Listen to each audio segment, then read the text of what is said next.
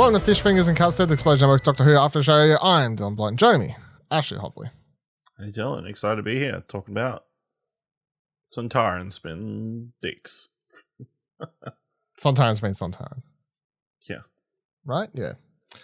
This week's episode, Chapter 2, War of the Sontarans, directed by Jamie Magnus Stone, written by Chris Chibnall.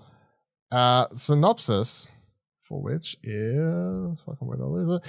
during the Crimean War, the Doctor discovers the British army fighting a brutal alien army of Sontarans as Yaz and Dan are thrown deeper into a battle for survival. What is the Temple of Atropos? Atropos? I can't remember how they said it. And who are the Mouri? Maori. Did they say Maori? Because that sounds like Maori. You know what I mean? It's spelled M-O-U-R-I. How would you say that? Because I can't remember how they said it in the show. Anyway, I also can't remember. Mouri. Anyway, the time planet thing, which we'll get to in a minute. What were your overall thoughts on this week's episode? Which went for an hour, by the way. Yeah, full hour-long episode. Yeah. This was pretty good. Like, Doctor, obviously there's something going on with the TARDIS and he's, getting kicked out. They're all got separated. Time displacements, the Doctor had this cool, obviously being the Doctor and kind of frantic and that kind of stuff. We got more of Dan and got to, hard not to be real like him after this episode, and then Yaz, is off getting turned into a monster, and then we got a bit more of a Swarm, which I don't know, I'm kind of liking him. You're kind of liking him? I don't know if you're supposed to like him. No, liking them as villains. Okay. Yeah, they're pretty good. But yeah, I thought it was pretty good. Yeah, I thought it was pretty good too. I feel like the only negative side to this episode is the thing we're just going to have going forward, which is that, it's less that we had to cut away to the stuff with the Swarm, which is just so not connected to everything else happening in the episode. I feel like it's just that Yaz unfortunately gets shoved into that. Whereas Dan's still involved in the main story this week, but Yaz is she's straight away sidelined into the time planet thing or whatever else, which maybe she'll get, a chance to shine in future episodes. Maybe Dan has a little bit less time or whatever, but yeah, it's the second episode and where Yaz unfortunately is just sort of sidelined, which was only sort of Did they negative. kill her off? Is that what happened at the end of the episode? I have no idea. They just gave us some fucking face tattoos. I don't know. I don't know what else is going on there. And yeah, we get to see a bit more of a frantic Doctor, I guess, and a sort of angrier Doctor side in this, which was interesting, cool to see as well. But yeah, I think Dan was just if you didn't like Dan last episode, surely. Yeah. By the time you see him in this one running around with a pan and whatever else, then... Just looking for the Pierce head. Hey? Just looking for it's Pierce head, right, or something? Something, yeah. It's quite funny. What was I going to say? Oh, yeah, so how do you want to... So you got the main plot and then you got the side plot. And how do you feel about the way they've sort of... Because this is presumably how the rest of the season is going to go, where we always have this sort of 90% of the episode focused on what the main story is, but then you're going to have that 10-15% or whatever, which is where Yaz was this episode, which is back to the interconnected through line of the episode.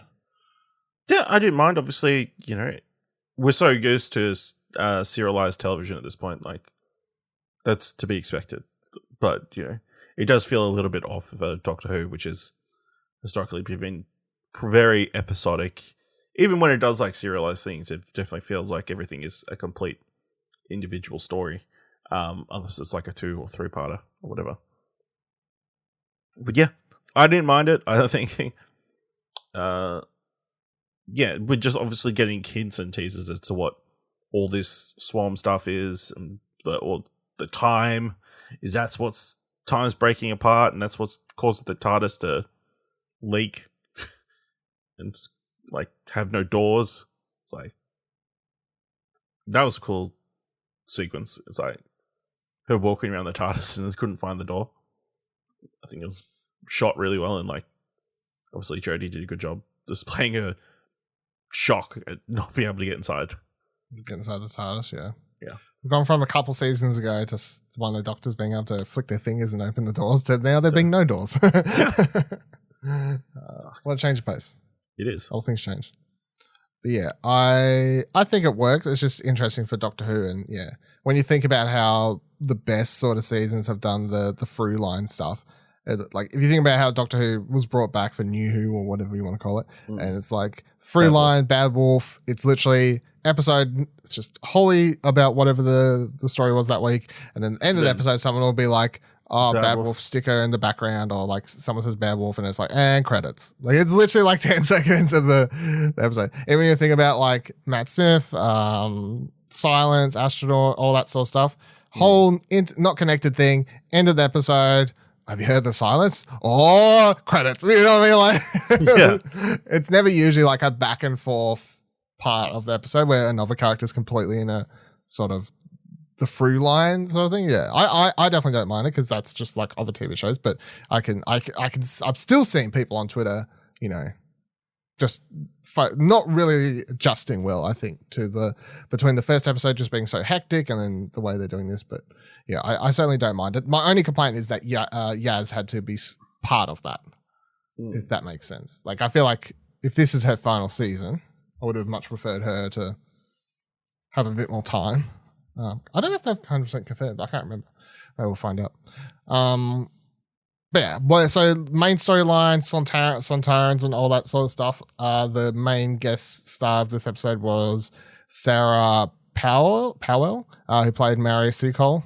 So considering on Chris Chibnall obviously has a thing for, I guess, real historical, like he's always done that in a lot. Not to say like he's the first person to do it, but he's had a lot of real historical people that it feels like he's, especially when it comes to like women or POCs or something like that, sort of where he's pulling from, rather than the more white dude savior type characters. So that's sort of what he's always pulled from. So that's where I've never heard this person before, but they are. Mary Seacole is indeed. But then, how much do you know about the Crimean War, Dylan? I know absolutely nothing. So yeah. Checks out.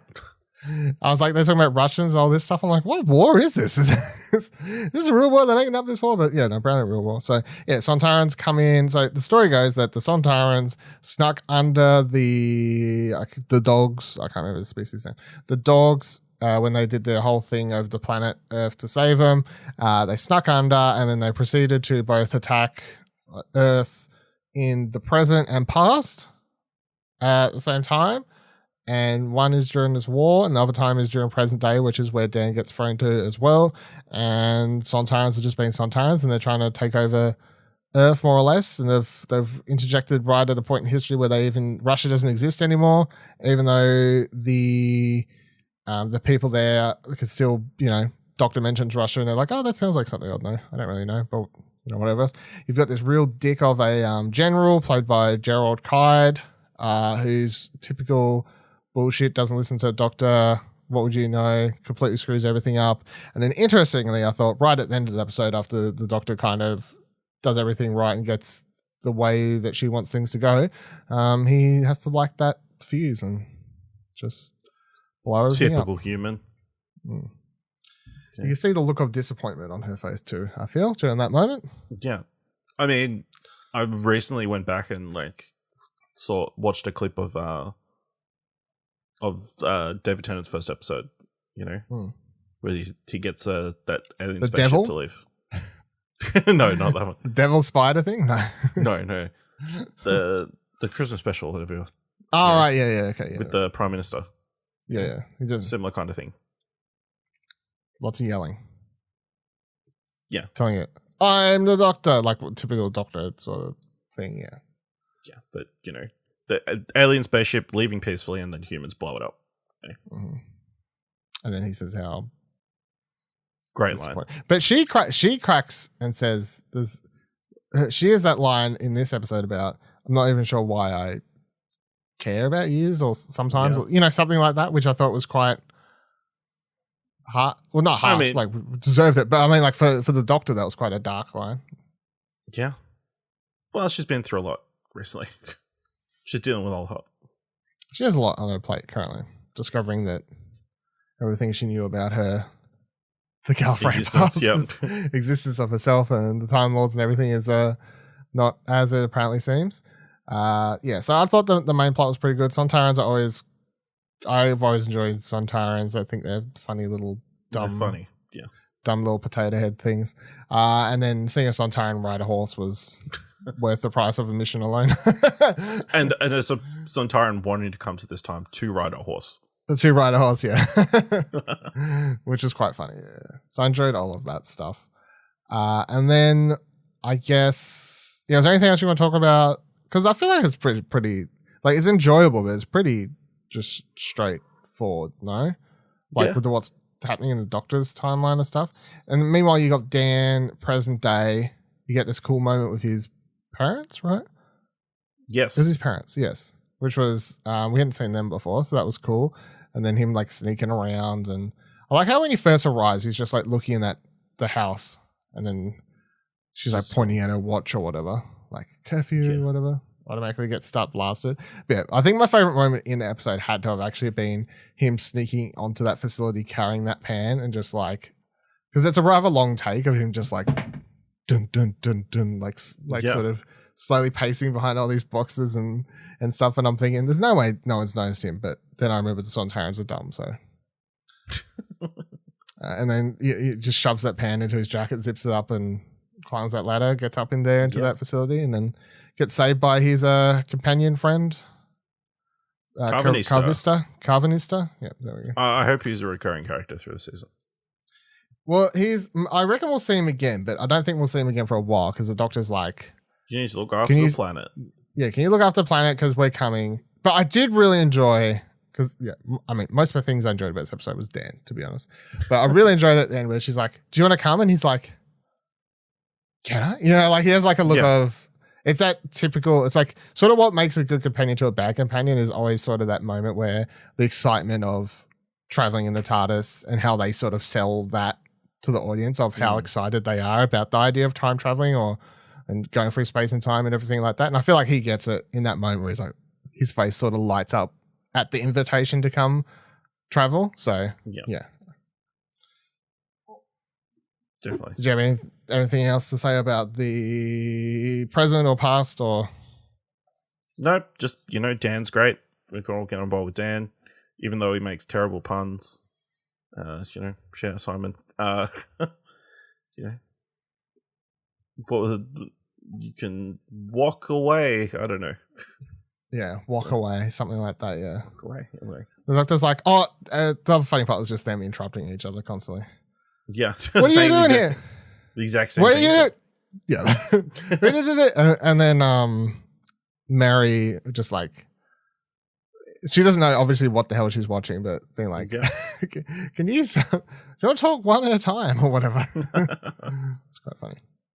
And then we've got the Yaz and the Vinda, whoever else they've called. I can't remember all the characters' names. That old-timey dude from Joseph Williamson.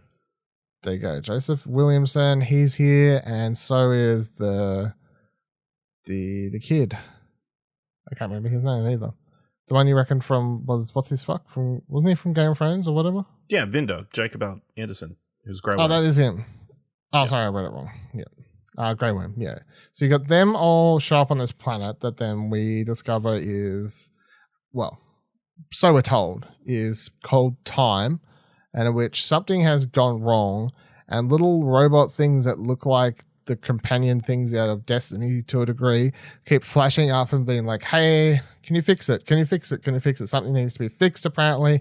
Something needs to be fixed. They're on a planet called Time. Does it mean time needs to be fixed? I mean, that's just sort of the go-to. And then by the end of the episode, you've got, you've had the entire, do they have separate names for the Swarm? No. Yeah. Azure? Is that the one? I'm looking at the cast here. Azure is the female one. Yeah. Yeah, so you got Swarm and Azure show up, and they seem to know everything that's happening. They very much wanted to get here. They killed the little robot thing, and then between then and when the Doctor shows up at the end of this episode, but they're dragged there, which I guess is also important. They don't purposely go there. The Doctor and Dan are dragged there through the TARDIS at the end of the episode to this planet time. And then the Swarm and Zero reveal that Yaz and everyone else, I presume, who was there has had something go wrong to them. We've got like face tattoos or something going on and whatever else. And then the statues or the people in the room, I don't really know what they're supposed to be. They're like flashing in and out. Yeah, what'd you make of all this shit? It's a lot. It's like, obviously we have no idea what's going on, but clearly they want to break stuff or harness it or whatever, you know? Makes sense. Kind of, I guess. Yeah, well, it was kind of like very cheesy. Obviously, him trying to shoot him constantly. It's like, ugh. That was not great, but, you know, other than that. The rest was good. The rest is pretty good, you know, enjoyable. You know, I'd be interested if he has that line with Yaz saying, I don't know why the Doctor picks you. Like, why he picks certain companions, I guess. Maybe that's something we'll explore in this season, or it's just like him pondering why the Doctor cares about humans at all.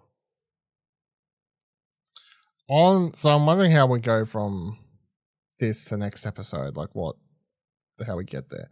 So the synopsis is already up for next, but it doesn't tell you much. It just says time is beginning to run wild on a planet that shouldn't exist.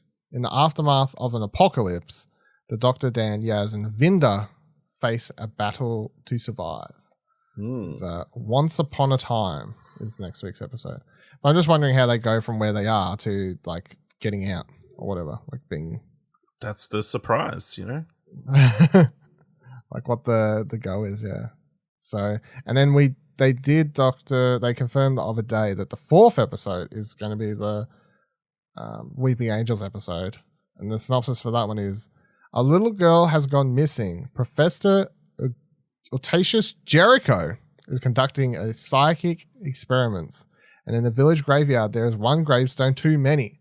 Why is Meadowtown known as the cursed village, and what do the Weeping Angels want?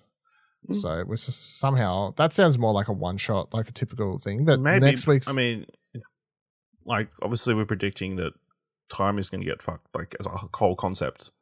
So if time gets fucked, the Weeping Angels kind of would be one of the most affected creatures, you would think, seeing as their powers are sending people back in time. Yeah, I want to know how we get. I mean, that's 5 minutes into next week's episode, something like the Doctor just escapes somehow or something. I don't really like. It's probably very easy. I assume they just get sent wherever they're going next episode. You know? You reckon Swarm's going to send them? Or time is sending them. Oh shit! Do you reckon this? Now that we're like getting into this, there's a planet called Time, or an apocalypse, and all this sort of shit. Do you really think this is just a really long way? And at the end of this, they're going to just actually change the whole Dr. Gallifrey stuff, like due to fan feedback? Or I think change it back. Yeah, or change it to something that's more fan approved, palatable. Yeah, I don't know. I think they're on this path, and I think it would be easy, like not easy, but it would make sense to like kind of reset everything so all the pieces are back together for Russell T Davies to take over. But I mean, you've already got the approval to do that previous, so why not continue to explore this? I mean, it does make everything kind of leading up to it interesting. Is like, what if somebody jumps in here and then decides to go back to watch from the start of the reboot? It's like all that information that they watched during that about the Doctor is all false, and they just don't know it. It's like, yeah, it's odd to think about. It definitely, if you were to watch from the start, there's no like between the Russell T Davies and then through to the Moffat era, it does feel like a coherent thing. Like each of those Doctors felt like a proper jumping on point. Yeah, where you could still go back and like the story would make sense. Yeah, and then the Chibnall thing is just, unfortunately, I know. Maybe this last part's all team everything. Is the ugly duckly of Doctor Who runs, unfortunately. Yeah. Any closing comments on this week's episode? Anything I missed? No. No, I don't think so. Yeah. Well, thank you for joining us for We need another. more people fighting with cutlery, cookware, I think. Well, maybe it'll be kind of a running theme. So. You can be happy. I'm very keen for episode 4, though. Yeah, I know Weeping Angels is episode 4. Okay. Especially if hopefully it's shot scary. I want it to be shot like really scary. It's never going to be as good. Here's the first one. Yeah. But Let's click. Yeah. But still, I want to see some Weeping Angels. It's been a while. Thank you for joining us for this episode of Fish Fingers and Custard. Of course, you can find the podcast on all podcasting services. And if you are there, if you're on our podcast, give it a rate there. Do that. That'll be good. You can follow us on Twitter at ExplosionPod. Follow me on Twitter at VivalDeal, VOVALODL. Follow Ash on Twitter at AshleyHobby, HLEYHOBLEY.